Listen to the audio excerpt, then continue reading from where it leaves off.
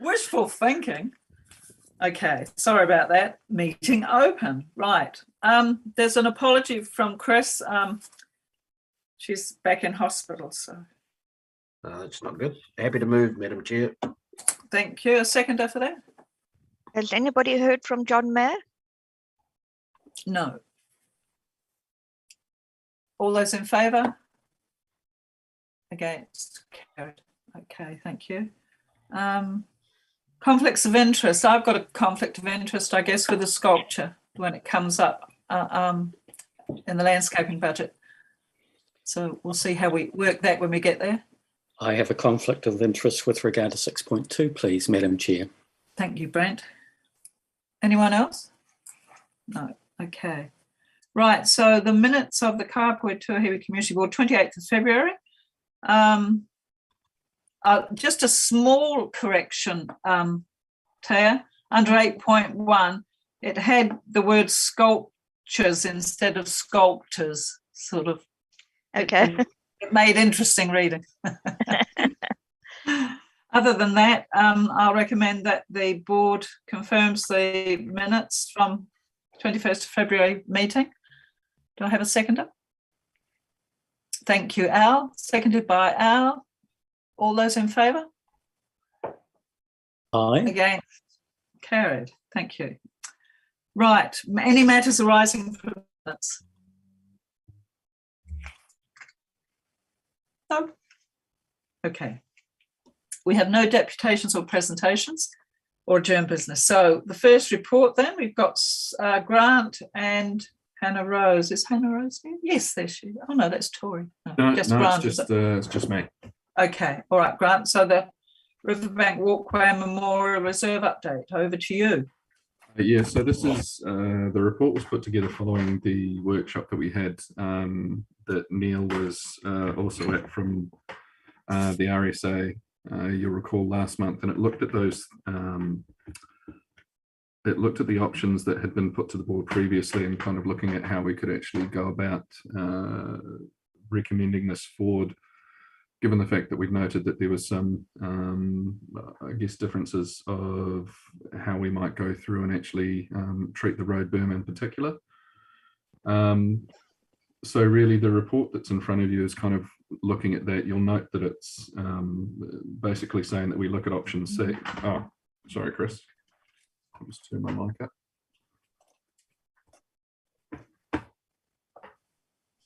Bear with me, ladies and gentlemen. Certainly. Is that better? What? We can hear you. Oh, okay, cool. So yeah, just looking at option C, which was an extended version of the option B, with potential for this project to be deferred to a future LTP.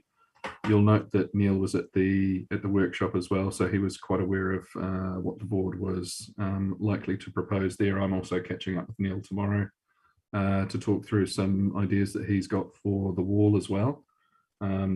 So I was going to talk to him about what the board would be recommending tonight, but I'll take the report as read, noting that we did the workshop last month on this, and that if you've got any further questions on that, I'm happy to take them. Thank you. Any questions, anybody? No, doesn't appear to be. It all seemed very straightforward, and it was good that the team listened to the fact that we wanted to have it deferred. So I'm happy to move the recommendation A, B, C, D and E. Is there a seconder? Thank you, Brent. Seconded by Brent. Any discussion? No? I'm happy to move that. Brent, what would you like to have a word? No, you're happy with that? Okay, right, no. So I think it's just a good thing that it's deferred because we certainly can't afford it. So all those in favour? Aye. Against? Carried. Thank you. Thank you, Grant. You're welcome. Oh, I didn't move F, did I? That's technically for the council to recommend, but the board may wish to, whether or not you support F, you might want to note that down as well. but you can Okay. take the two separately. I didn't even notice it the first time. So deferred option C be submitted. So why is that there as well? Doesn't it already say that in the other bit? Oh, yes, but that's specifically for council For to the make council. that recommendation. Yep, because it's a financial recommendation. Okay. So can we include that, Taya, in what we've just done? That'd be all right. Yes, you may. Kay, sorry, Yes. Kay. I was talking to Taya before. I'm getting confused. Yes, you Okay. may. If you and Brent are both happy with that, that's fine. Okay. Right. So moving on then to the food forest. Oh, you it's have your- Grant again. Do you have your hand up, Neville? No. Oh, yes, you have got your hand. There's a little yellow hand in the top left-hand corner. You must have pressed a button. That's it. Well done. Okay. I was trying to catch the seagulls. Grant. Yep. So the Kaiapoi Food Forest has put forward a proposal to Greenspace to consider the installation of a shelter at Kaiapoi Food Forest. You'll notice that reading through the report, after some feedback that we'd received from some staff within utilities and roading, it's become apparent that part of the structure is to look at whether or not they could install a toilet as well. We've been back to them because there was some discussion that if a toilet goes in, there would need to be some development contributions applied to the project that they would have to pay. There's also some queries around the kind of toilet that would need to go in and if there's a pump required for that, which from what I understand, speaking with the engineers, there would be. In essence, that's got some costs around it. So I think we're looking at around about development contributions, potentially just shy of 10,000. Am I, sorry, are you wanting, am I taking questions as we go? No. Cool, sorry. Carry on. There's also the sewer pump itself, which could potentially cost just shy of around about $25,000. Again, these are all estimates. What would be hoped is that gravity pumping could be an option at the site. However, given the placement, the engineering team wasn't as comfortable that this could happen. Again, this was information received relatively late on, so we'd need to look further into this. So there's a little bit of cost there in terms of what it is that we'd be looking at if there was the toilet included.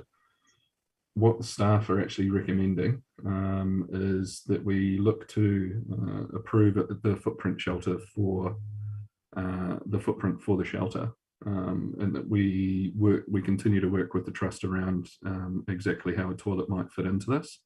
There's some risks there that staff have noted just around the toilet, and in particular, if this was ever to become a council asset, and that's just purely if it was to become an operational burden to the trust itself.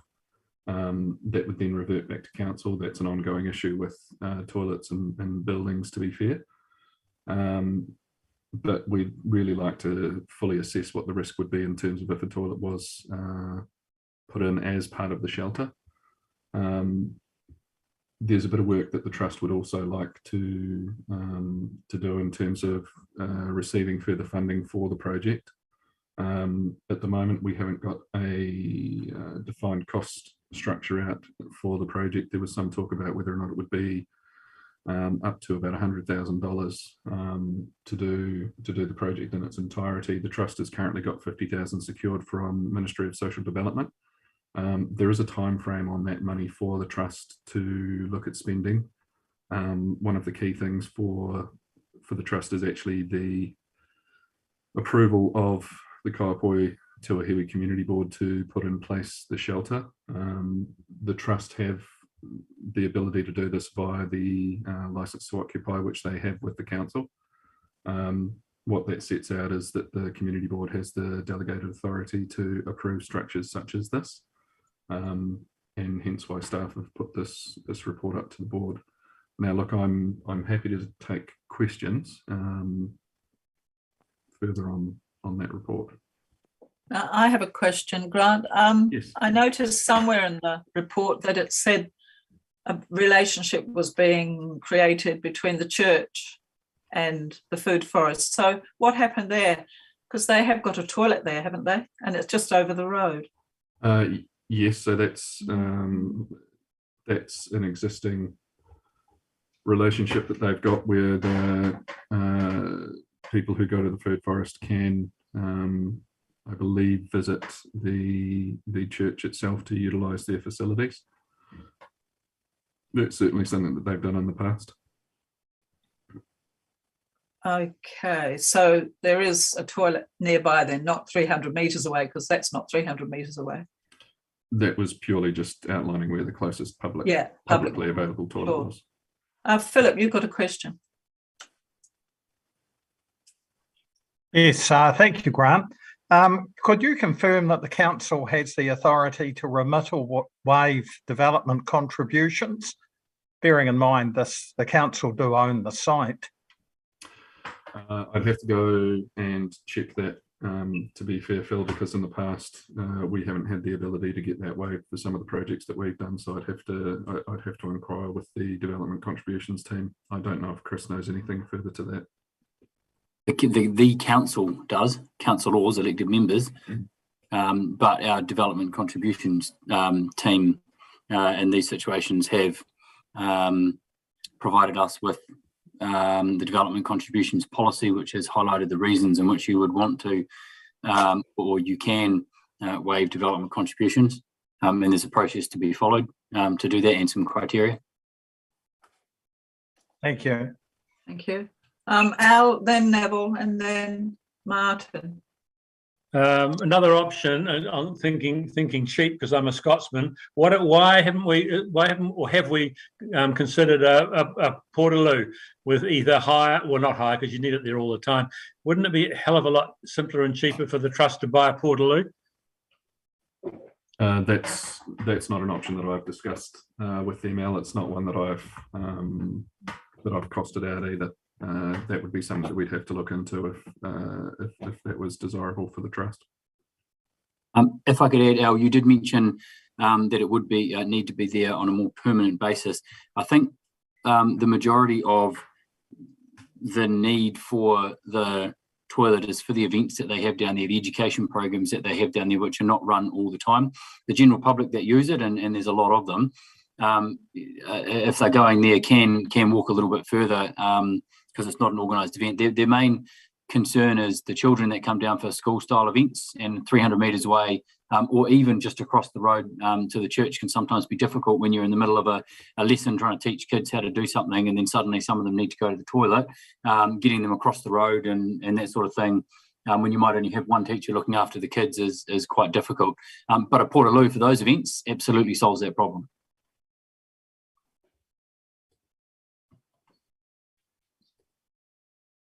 Neville?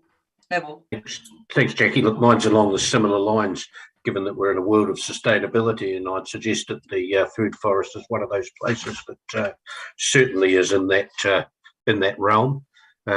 Wonder if we've looked at a composting toilet that could go there as a very fine example of what you could do around sustainability and using the food forest as a sustainability exercise. And again, I know you'd have to talk to the trust about that. We would. Okay, thank you, Neville. Would we like to hear from Brent on that? Thanks, Madam Chair. I've sent through a email this morning with regard to some of these elements with regard to, like, for instance, the composting toilet. So you actually have to separate the solids from urine. So you actually have to have two facilities within the composting toilet. And then when it gets full, you then actually have to deal with it. And as a trust, it was going to be somewhat messy to actually deal with. We've been down the track since we found out last week through the agenda that we're going to have to potentially pay for this development contribution. We then looked at electric and gas-fired toilets, which will mean that we wouldn't need to hook up to sewer. The long term, again, it's something that we wouldn't really want to do, but if we were forced into a position, I think if we were to, as I was just about to mention, in terms of long term, this is council owned land, and eventually the food forest, because of the license to occupy, will finish, and it will then be handed over in terms of the ownership to the council.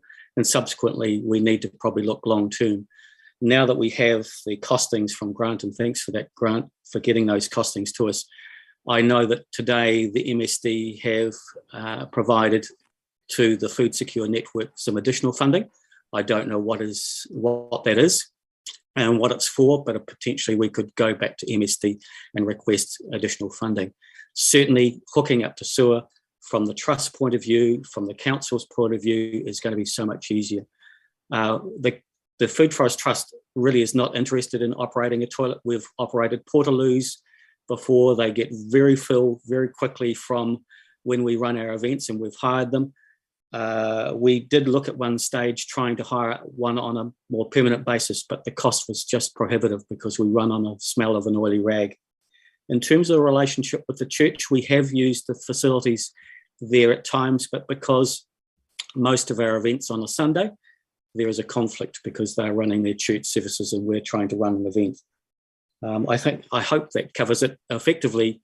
If we can, I think the major issue is the funding, and it would be a matter of us. We don't want to put any pressure on the council in terms of the ratepayers to actually fund this. We are wanting to go back to MSD and other funders to actually see if we can get support from them. And also, we've already been told by a number of commercial operators in town that they're very willing to support this particular project and give us a very good deal on materials and labour. So whilst we said that $100,000 is the estimated cost of building it, inclusive of the toilet, a lot of volunteer labour and a lot of other things, potentially we'd be able to bring it under that number. But now that we've seen the development contribution and potentially the pump costs of another $35,000, yeah, we're going to have to go back and start reviewing how we can actually get more funding to cover those costs. Thanks, Madam Chair. Thank you, Brent. Martin. Thanks, Madam Chair. I'm a little surprised that there's even been talk of development contributions. I mean, those properties paid development contributions originally, and my understanding is that development contributions are only when you create a new lot. So I'm just really surprised that that's come up as an issue. Yes, because there would be new services needed to be created to service that. Most of those have been either disconnected or discontinued. So it would be in addition to the current system, which is considered growth. Thank you. Thank you. So, would anyone like to move? If I can just make one other comment, Madam Chair, and that is that the Food Forest is certainly gaining a lot of traction in terms of the numbers of visitors, and certainly the education programs that we're being asked to run, it's getting more and more of a need. Like even Enliven, which is a Presbyterian support services, come to the Food Forest every Monday, and they would rather go there than, in fact, visit cafes and restaurants. They love the atmosphere. So we're getting a lot more people coming. We've got a lot more education classes. This gazebo, most of the times, will not be educational. It'll be mainly people coming and picnicking, and that's what people love to do, is come and picnic there. And really the toilet element is just going to be an advantageous to everybody that comes and visits. Thanks for that. Thanks, Brent.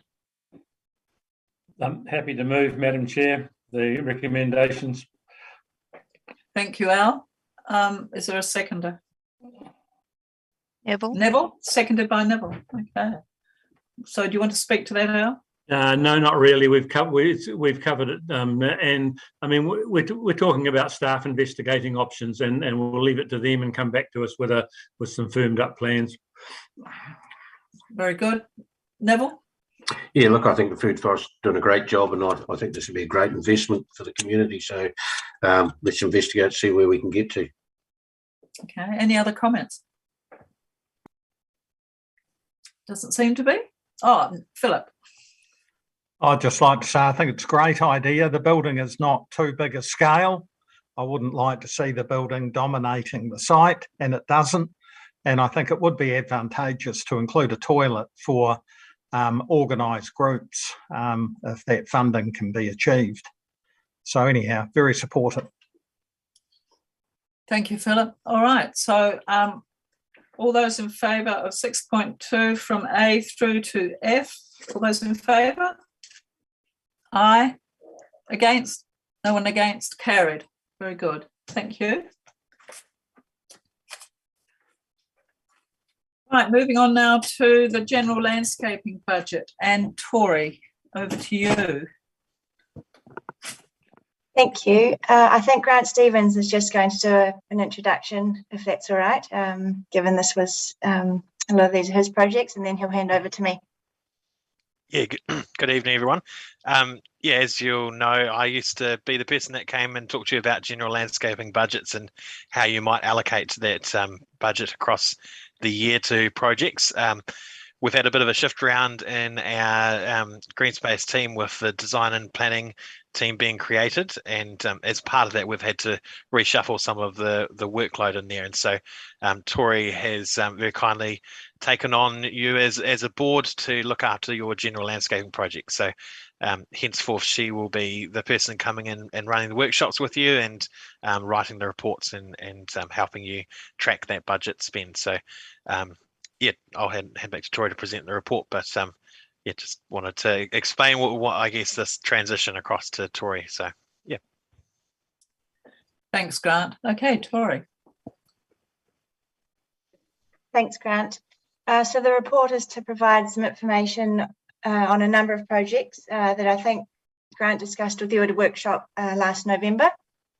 And those, the ones that I've included in this report are the enhancement of the Kaipoi town entrances, a seat and planting at the Kaipoi end of the Passchendaele walkway, and the installation of a Raymond Herber sculpture in Kaipoi.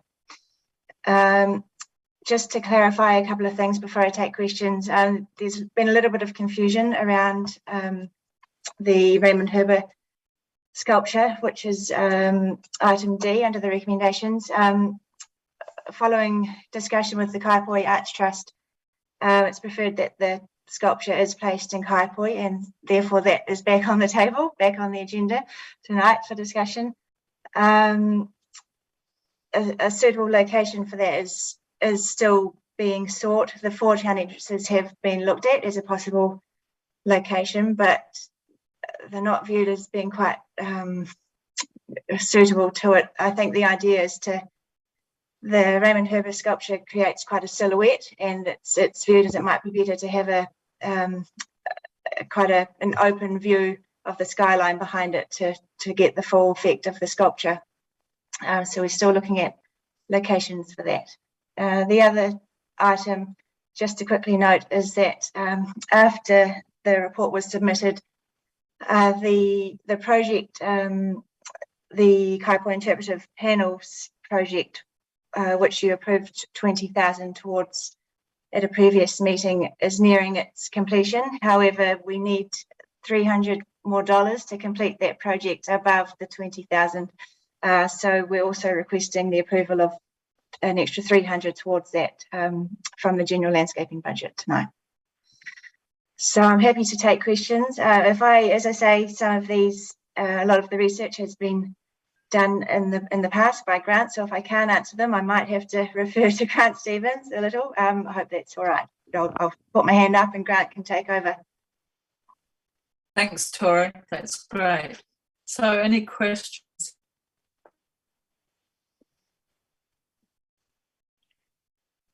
I'll just say the signage, we've got one sign up already. And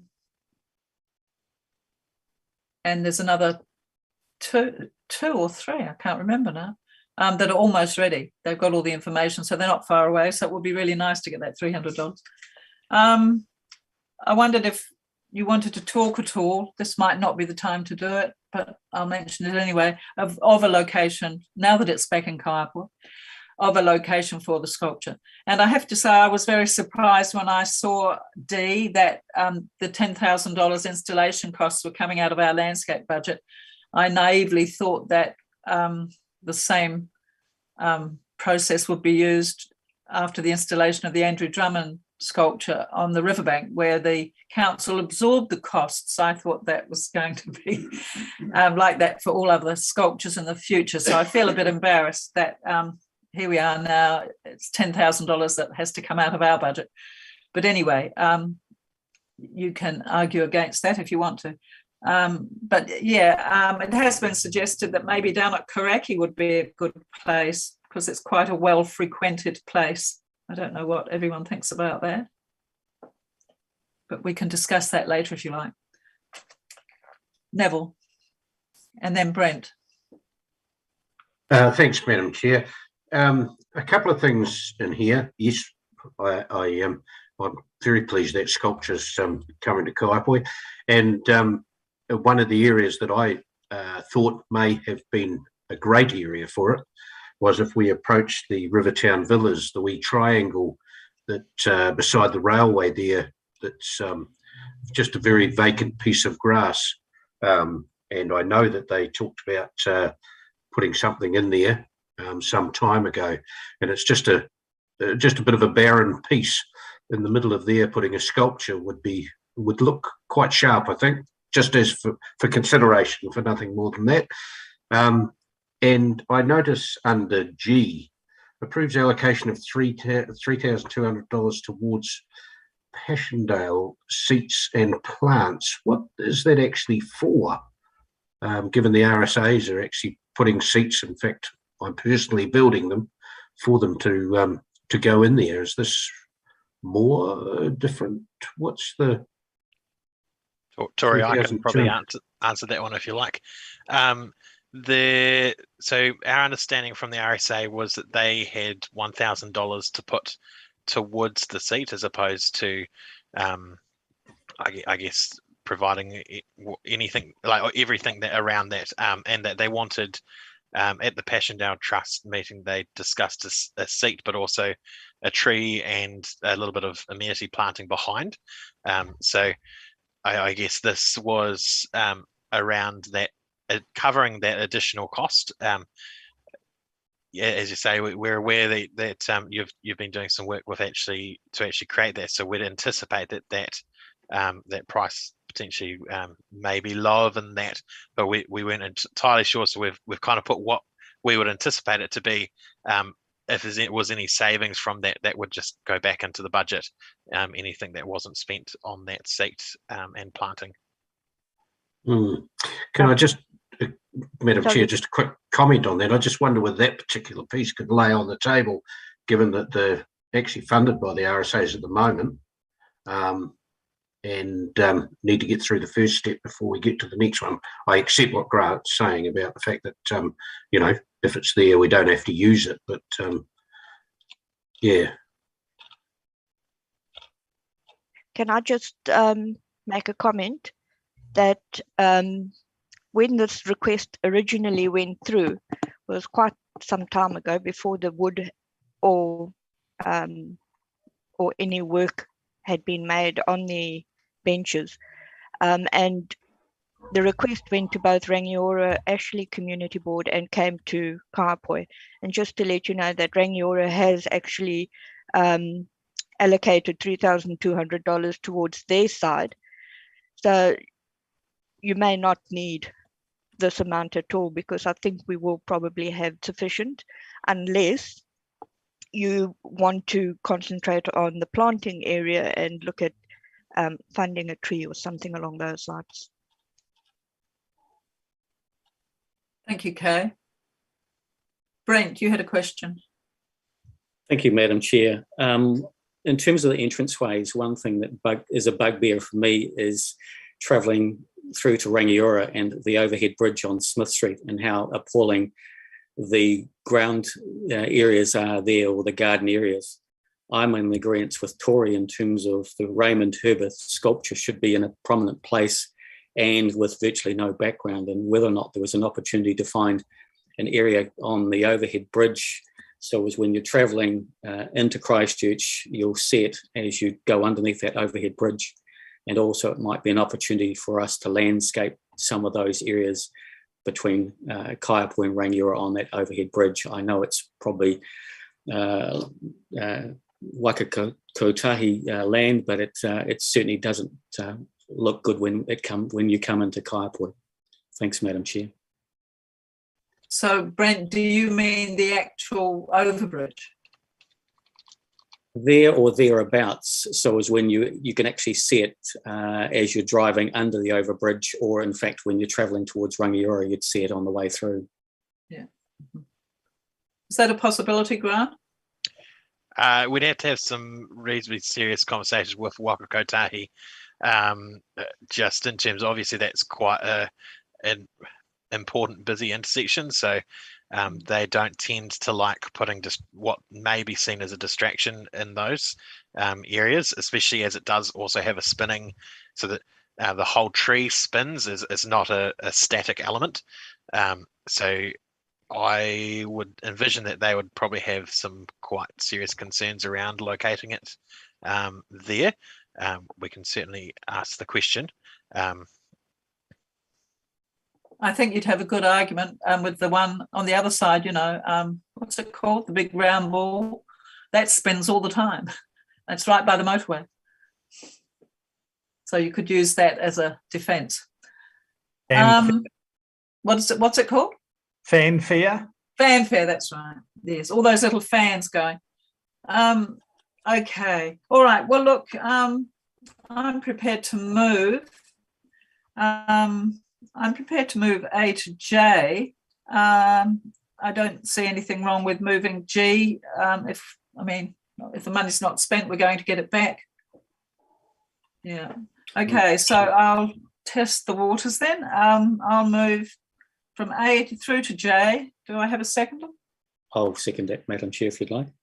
Right. Thank you, Brent. So seconded by Brent. They're all good things. I'm really heartened that no one seems to think that 10,000 is a lot of money for the installation of the Raymond Herbert sculpture, and all the other. They're all things that we want to get done and get on with. So I think there's quite a lot of work being put into this, and it will be good to see it all happening, especially the town entrances project and that sculpture. Brent, do you want to comment? Thank you, Madam Chair. I'm all in favour of making Kaiapoi more beautiful, and this approval for the money to be spent is going to help that process. So all in favour. Thank you. Any other discussion? Neville. Thanks, Madam Chair. Look, I'm in favour of all this. I have no problem with the 3,200 being left in there. And I mean, once you put it in there, I'm sure it'll be spent. The sculpture in the motorway area would frighten me. Number one, they do not like putting anything on the side of the road. And what would worry me is that we get tied up in bureaucracy to get it established. And I think that would be possibly a 2-year exercise to get it standing in a place on Wakakotahi land. The other problem that I have is that the town entrances and bridges are absolutely disgusting. And I would really hate to put a lovely sculpture on the entrance to on Wakakotahi land that we cannot maintain. That would really, really bug me more than it would it going, unfortunately, well, I shouldn't say unfortunately, away from an entrance and somewhere of better significance. And I've got an absolute open mind on where that could be. So I think that it's very important. All I can say is, knowing the engineering and how much concrete you have to put around the bottom of a plinth to actually stop the wind blowing it over, good luck with $10,000, because you'll be very, very lucky if Westport has enough cement to supply to hold it up. Thank you, Neville. Right, so, Al, you wanted to say something? Yeah, just briefly, adding on from what Neville said and Brent about the Smith Street and the approaches, it needs to go in a place where people can stop and walk up to it. And I think that, apart from Wakakotahi, you're not wanting the distraction factor. I can't see you can put it anywhere there, particularly where you'll be able to. You need an off-road lay-by like Fanfare's got, where people can stop and walk up and touch it.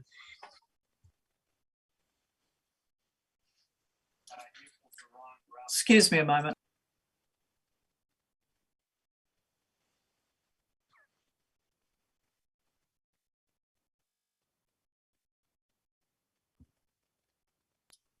I just had to turn the TV off. Okay. I don't know where I am. I've moved. We've moved it.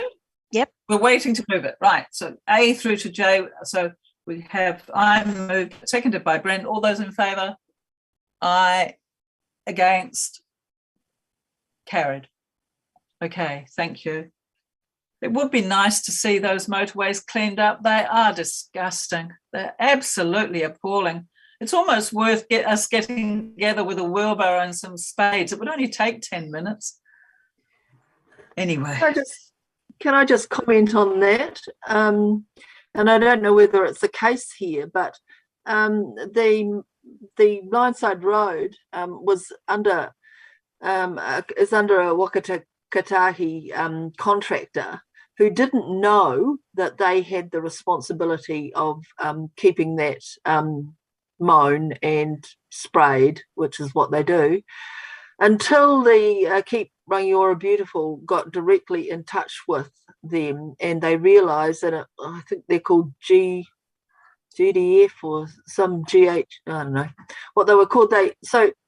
They immediately apologised and started to maintain Lineside Road. So has anyone explored who in fact, what contractor from Whakatahi is responsible for this? Has someone contacted Whakatahi and asked?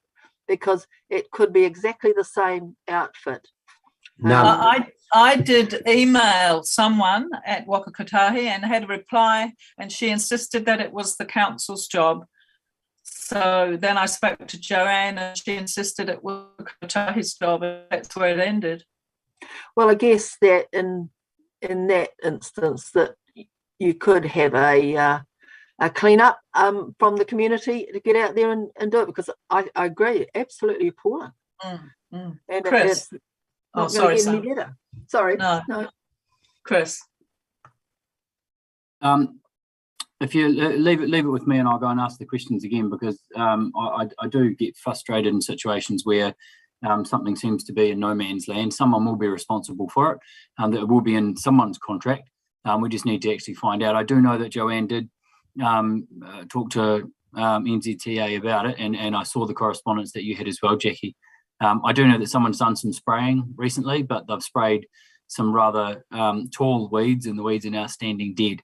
In terms of community going in there and doing it themselves, I'd highly recommend against that. It's a very, very fast moving area with lots of different lights, and the traffic management around getting community groups to do work in there would be quite expensive and probably not the right thing to do. So leave it with me, and I'll go and have a chat with Joanne and Jared again and see if I can push it along a little bit. I might come back to you and tell you absolutely nothing more than I've already told you, but I can only try again. Great. Thank you, Chris. All right, moving on. So now we're up to 6.4 road naming, Lime Developments Limited, and Scott is there somewhere. Are you with us, Scott? He's snuck out for a cup of tea. Sorry, I'm here. Sorry about that. You're here. I just had to get my things right. Sorry about that. So good evening, ladies and gentlemen. So basically, my report tonight seeks the decision to approve 2 new road names as part of the Silverstream subdivision in Kaipoi. The land has been developed as part of Stage 8A, which is currently known as 56 Adelaide Terrace. So basically, the developer has chosen 2 names for the road naming, and they've come from the list of pre-approved road names. And I take it you've all had the opportunity to read the report, and I will welcome any questions you have. Thank you. Thanks, Scott. I'd just like to point out that I was driving around there yesterday, and there's actually a Penny Street, and I see Penny is still on the list. So it's been used. Oh, okay. And it needs to come off, yeah. Okay. I'll make a note of that. I was a bit disappointed. I mean, looking at this, they've obviously just grabbed hold of the list and gone to the top 2 Bs, you know, Bestings and Beg. They were just about the first 2 on the list. I did have a look at the list, and I'm thinking that maybe there was a more suitable name, knowing that district reasonably well. And there is one. Waverley was the name of the house that Williams has lived in on the corner of Mill Road, which isn't that far away. I wondered if Waverley might be more suitable than Bastings and Begg. Not that I have anything against the Bastings family or the Begg, they're both families in Kaiapoi, but not necessarily to do with this part of Kaiapoi, but that's by the by. Neville and then Martin. Thanks, Madam Chair. Scott, I note in this report, and it's been in there just about all the times that we've got these reports, that mana whenua have no interest. And I'm not quite sure that that's entirely true.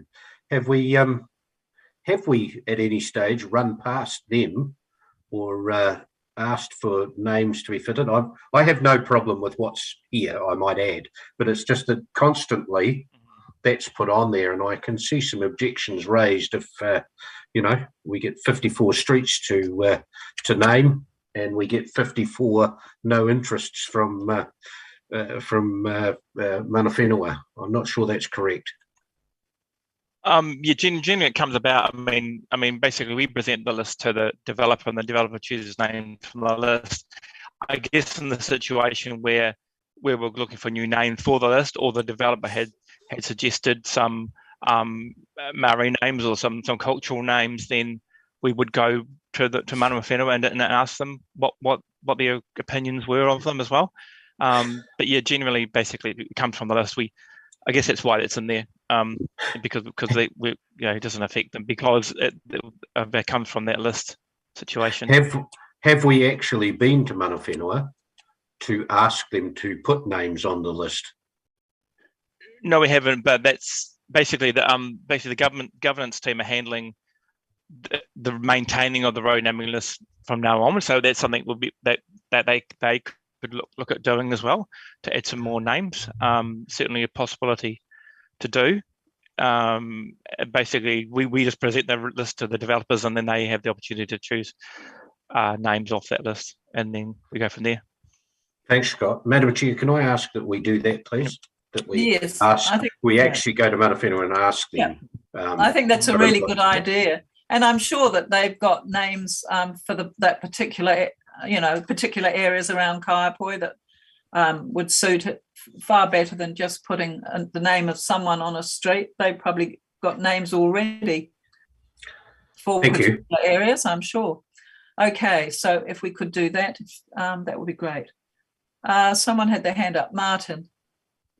Through you, Madam Chair. Scott, in a previous report, there'd been a recommendation that had been adopted to name Silverstream Boulevard to about where lot 90 is on the drawings. Do we not need to formally approve the extension of Silverstream Boulevard further to the east? Otherwise, that new road we're just talking about won't have an intersection with any road. So I'll just bring it up. Let me bring my map.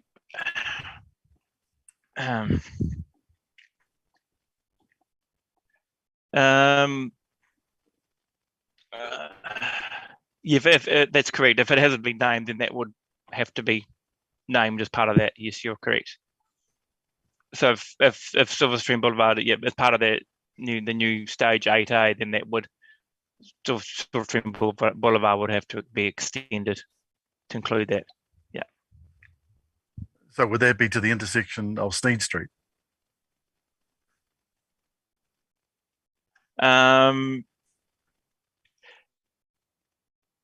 Yes, surely.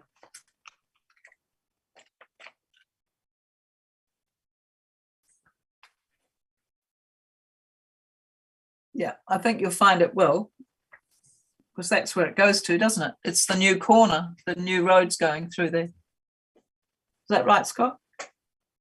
Have we lost Scott? It looks like it, yeah. All right. Well, that makes sense to me, Martin. I think you're right there. Okay. Any other comments? All right. Are we happy with Bastings Street and Begg Street? I'd like to change one of those to Waverley. Can I just do that by changing it? If you're moving it? I think Bastings, we'll leave Bastings there. The Beggs were over in Cass Street.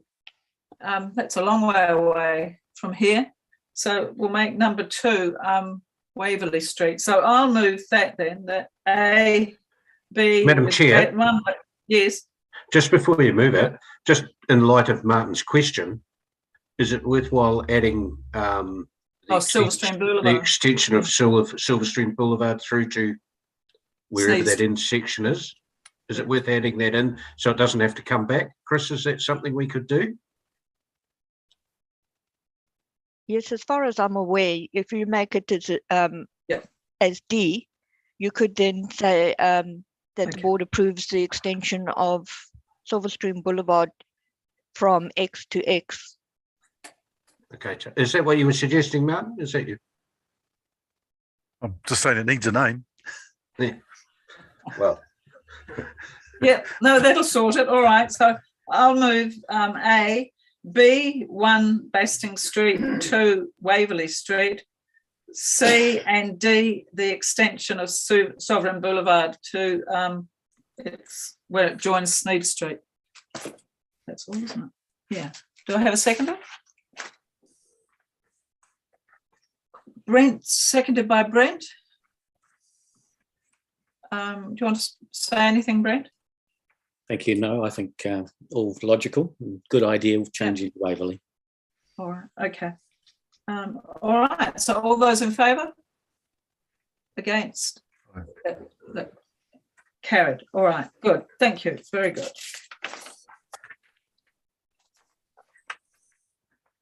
6.5. We've got this application again that's been before. So, Kay, tell us about the reasons for this being represented, seeing as we turned them down last time. Yes, when this application came back onto my desk, I did contact the play centre, and I said, we've had this in September and the board turned it down. I don't think we should be putting it to the board again. I recommended that they put it to the Oxford board, because as you remember, they're on the border and they could apply to either board. And I got an email back saying they had changed the application slightly. The first application was for the mud kitchen and bark for the outside area. And they maintained they'd also asked for trees. I went back and said, no, you asked for bark and the mud kitchen.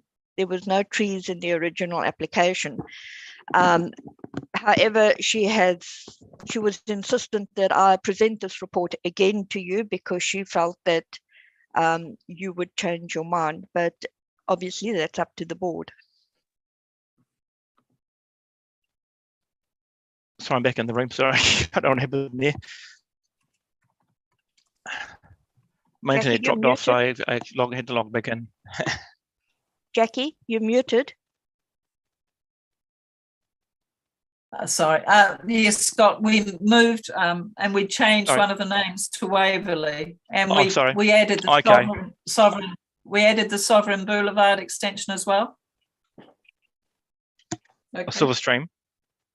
Yes. Okay. Apologies. Boulevard. I just my computer kicked me out of the session. So Bastings Street is now, what is it?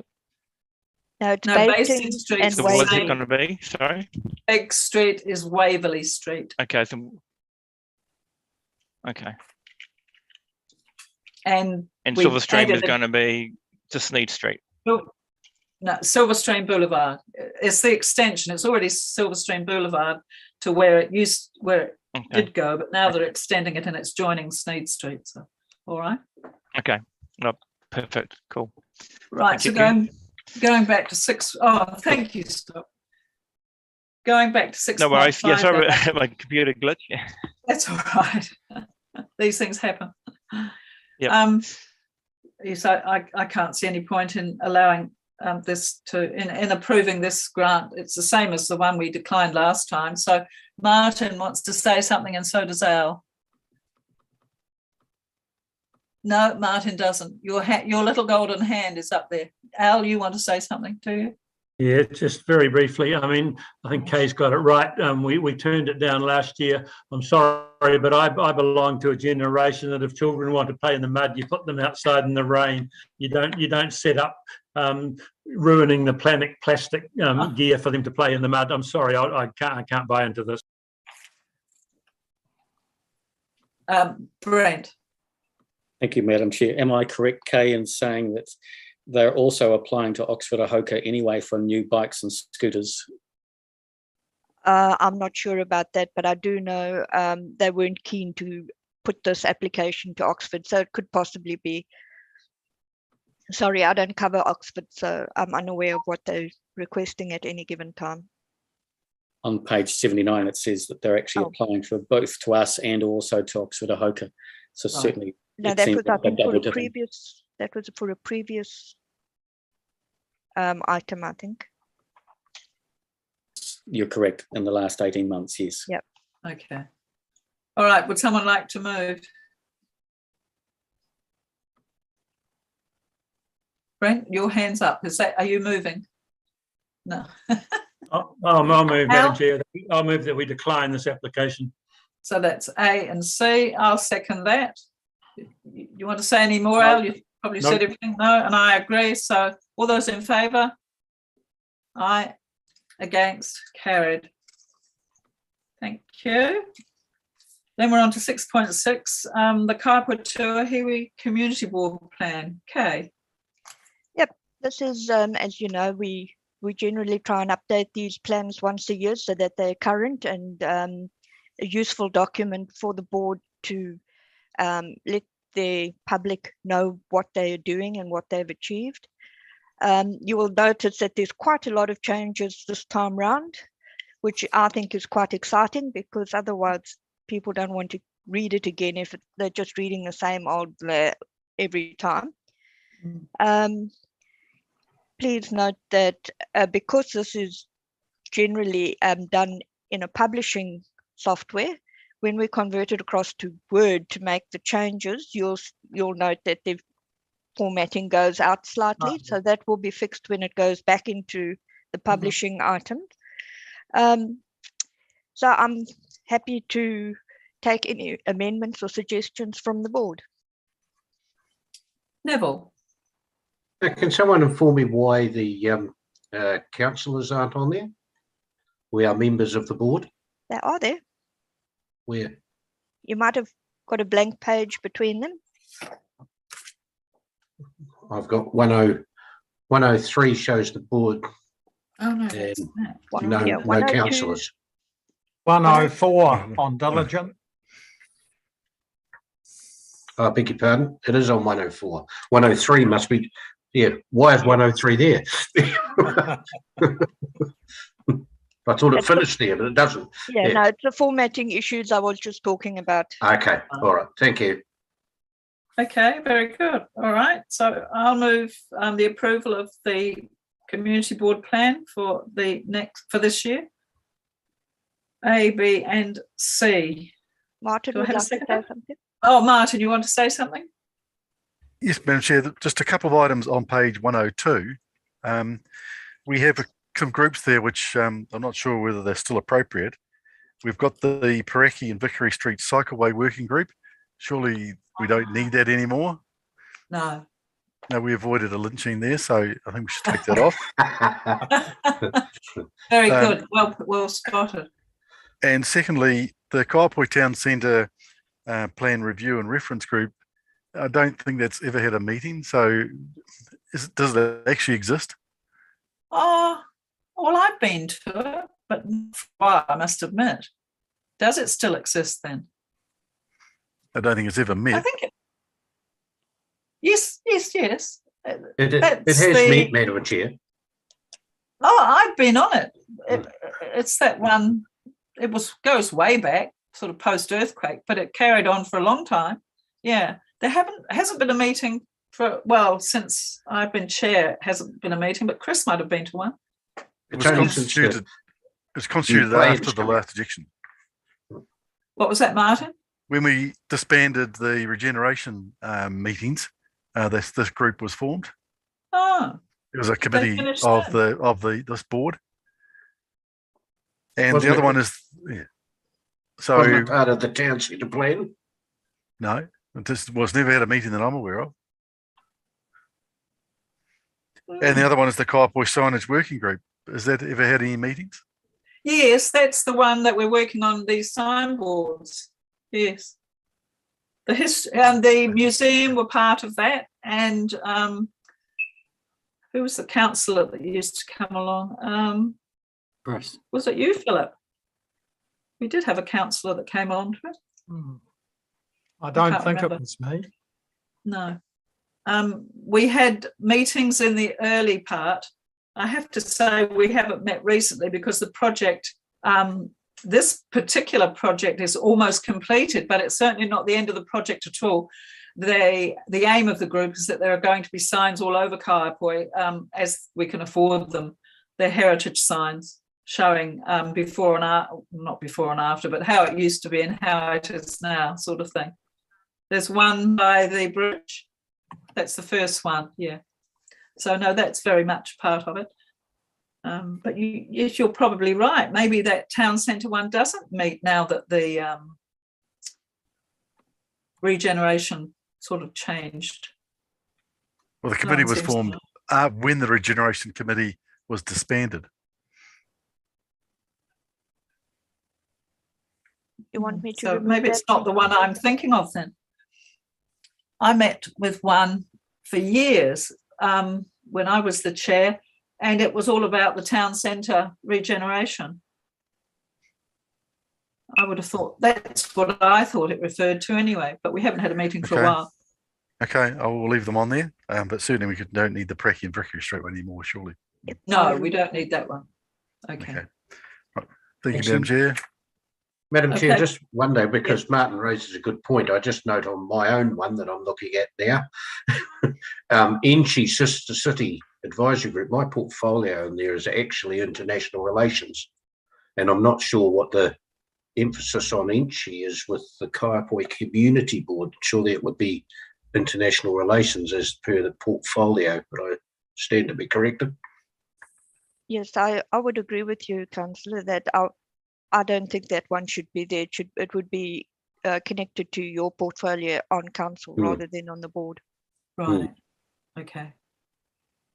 Are there any Thank other corrections, amendments?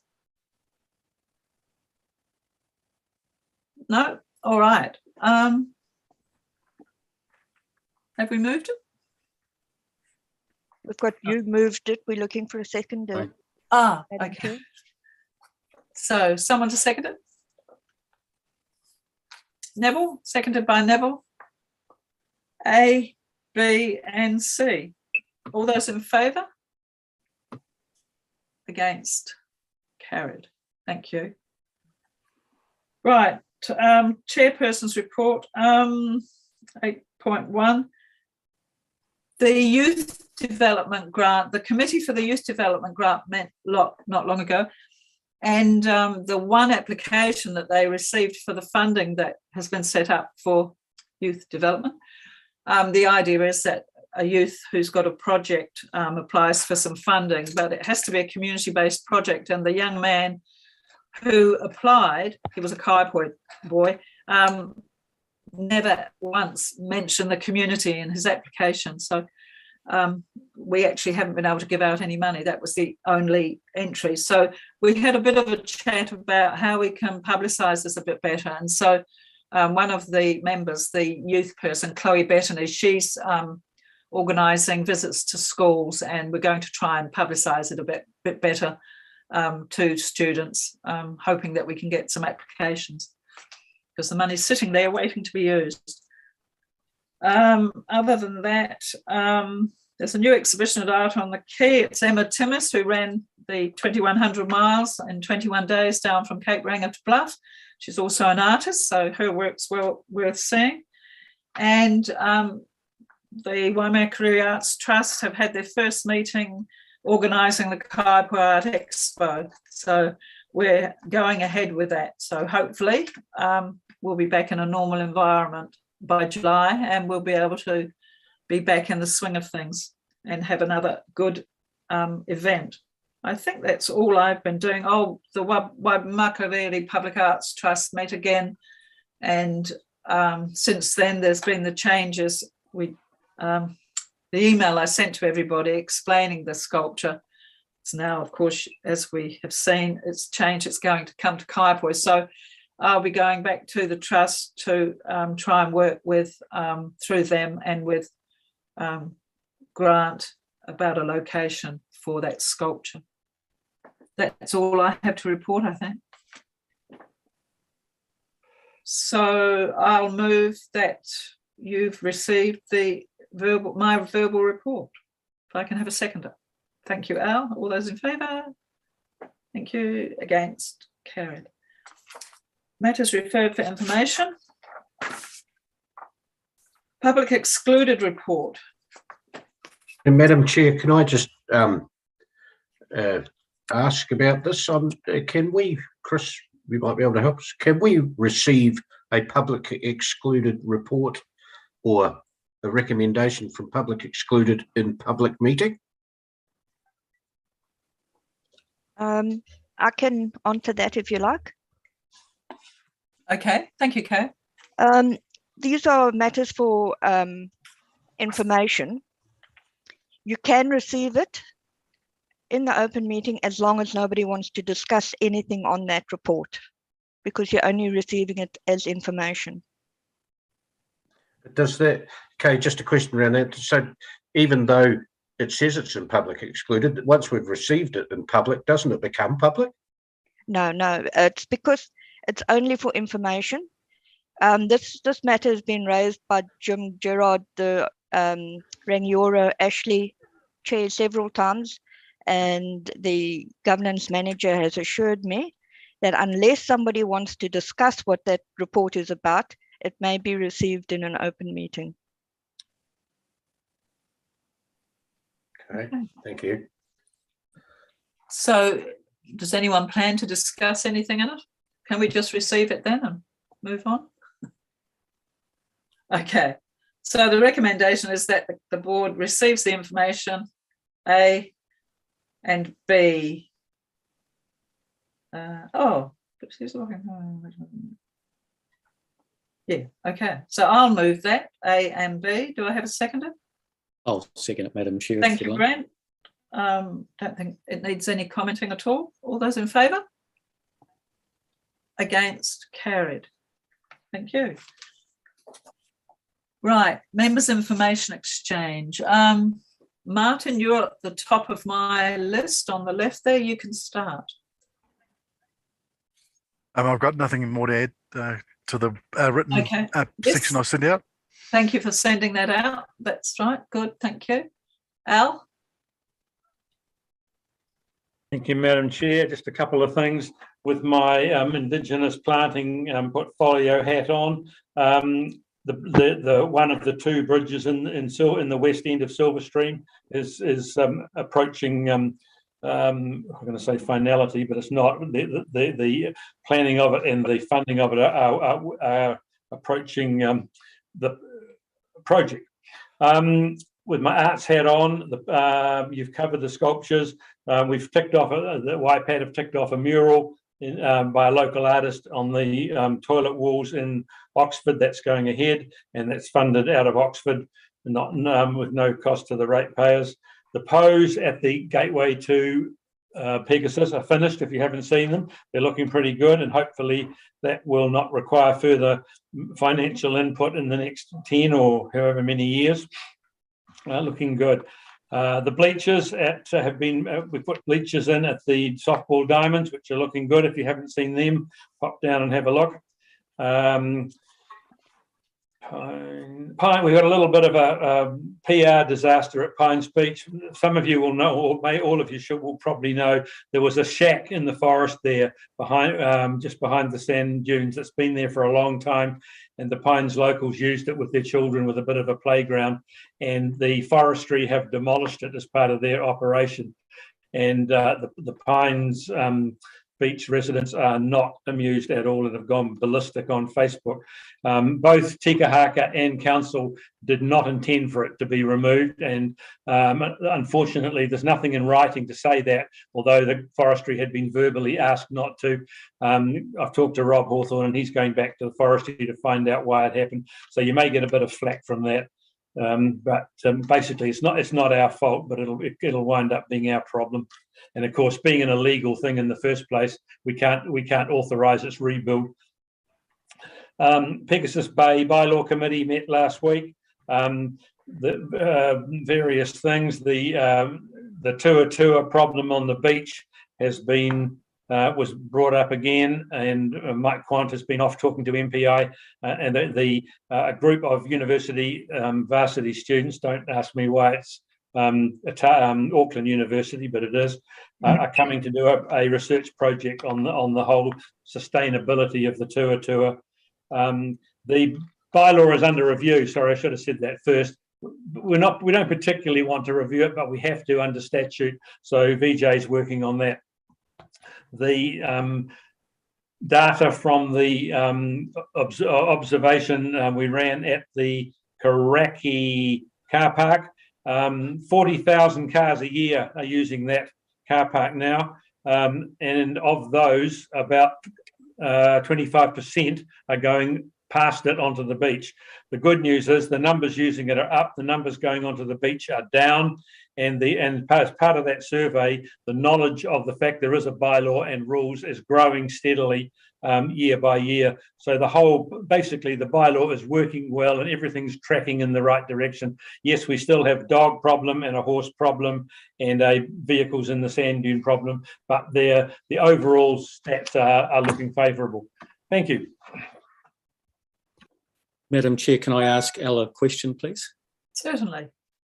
Al, with regard to the Karaki car park, I noticed down there the other day that at the turnaround at the far end, huge potholes have started to form. Is there a maintenance contract in place, and is somebody dealing with that, please? Not sure, but I'll take it on board and find out and report back to you, Brent. I'll send through a send snap solve then if that's of use. Okay. Thank you. Good idea. Okay, thanks, Brent. Right, Neville, you're next. Thank you, Madam Chair. Just on that issue, Brent, you probably know about it around the dog park, the new, all the tar seal around there, and the new tar seal has weeds growing through it as well. I've sent through snaps in sold, but nothing seems to be happening there on that. I can't understand why this new tar seal is so thin or sporadically put down that we actually had weeds coming through it. It doesn't make sense for brand new roads. So maybe, Chris, you might want to ask a few questions of the right people around that, because it just doesn't seem to be repaired. And right the way along Charles Street and round there to almost to Hill Street sort of thing, it's all just got weeds coming through it. Anyway, that's a question, if you wouldn't mind taking that up. Look, the thing I wanted to report to you on is Frisbee Golf. Now, unfortunately, what happened today was that on Facebook, I think you picked it up, Brent, that there was Frisbee Golf coming to Kaiapoi, which hopefully is not untrue. But that's a rather enthusiastic creator of Frisbee Golf, if you like, who has put out his own Facebook post that before we got to where we need to go. I have actually been working with Grant Stevens on Frisbee Golf to look at whether it can go in the domain or not. And the reason that I've been doing that is that I hopefully may have it funded. So before there was a proposal, we wanted to get that proposal together to come back to the community board with it, rather than just put it out there that we were looking at it. So that proposal hasn't gone anywhere. No, there isn't Frisbee Golf in Kaiapoi at the present time, and the post's been amended to say that it's being looked at. It was just a rather enthusiastic young man who thought that it would be great to share it with the world, which, as you well know, in our system, that isn't exactly how it works. So that's really all I have, Madam Chair, for now. Okay, thanks, Neville. Very good. Sandra. Thank you. Hatia progresses, and you may have read in that excellent article by Jackie Watson that the council has applied to WINZ for to make a link through from claiming some old deeds land on the corner of the Revels Road Bridge. And we're working also to finalise access along the last property, part 211 Lower Campside. When that's actually done, and I'm hopeful that there'll be something to celebrate by the end of June, July. We've also got 6,000 plants to plant, so we may have a public planting. And interestingly, ECAN has donated another 10,000 plants, and Green Space is just looking at where these could all go, because they've just, it's come out of the blue a bit, but we don't want to say no. So there's that. You perhaps will see tomorrow, if you look at the utilities and roading agenda, that there are have been 598 service requests for drainage and flood relief following May, December and February storms. 59 of those require detailed assessment, and there is new staff being taken on a contract basis to deal with such a wealth of requests. Of those, Kaya Point, not surprisingly, is the top of the list, and followed by the district rating area, which, as you know, is the rates you pay twice for. And also it's the rating area that covers the rating areas that aren't rated. And at the top of the list there is the other end of your ward, which is Wood End Sefton. And quite a number of serious flooding issues have arisen there. That's an area where the drainage is rated by ECAN, and it is minuscule drainage and minuscule coverage, and it's a flood-prone area. So as your representative, I attend the Sefton Ashley annual committee meeting for drainage work, which was just beginning of this month. Quite several people turned up there who had been flooded out, and I mean seriously flooded. We're talking 700 millimetres to a metre of water through their properties. So begs the question about really what's happening, and we had a discussion at Wood End Sefton, and a briefing is on the cards from staff about what can be done where we're getting persistent. I've just seen something. Yes, so anyway, that a briefing's coming up for council on that. And you'll also note that Environment Canterbury is talking about a district-wide flooding rate, and I'm interested to know how that all hangs together with what the council does, the district-wide flooding rate, the targeted rates, and now a third one. So yeah, watch this space. Thank you. Thanks, Sandra. Brent. Thank you, Madam Chair. I've already sent through my report, or so there's nothing else to add. Thank you. No, okay. And Philip, you sent yours through. Do you want to say anything? Just two brief comments, Madam Chair. Firstly, Creative Communities, of which you're a member. We have a round out at the moment seeking applications for funding. Because of COVID, the last application round was quite small. So we do have quite a stack of money available for approved applications, and it's art in the widest sense of the word. Secondly, just out of interest, building consents for last year, Kaiapoi was number 2 in the district, behind Woodend, and Woodend, of course, includes Ravenswood. So I didn't really expect Kaiapoi to be as high as that, 194 building consents, which was ahead of Rangiora and also Pegasus. So things seem to be ticking over. The building unit is still very busy. So apart from that, I've sent my report through. Thank you very much. Usually number 1, Philip, in building consents. We must be getting short of land, Neville. Must be. Thanks, Philip. Yes, I had a good look round Silverstream the other day. Oh my goodness, the number of houses that are going up in there, it's phenomenal. And the people that are living there already, I don't know how they built them so quickly. Okay, right, moving on. Actually, we might take over Rangiora with the new development in Silverstream. So there'll be many units, and if they're all on separate consents, we'll get back up to number 1, Neville. We usually are.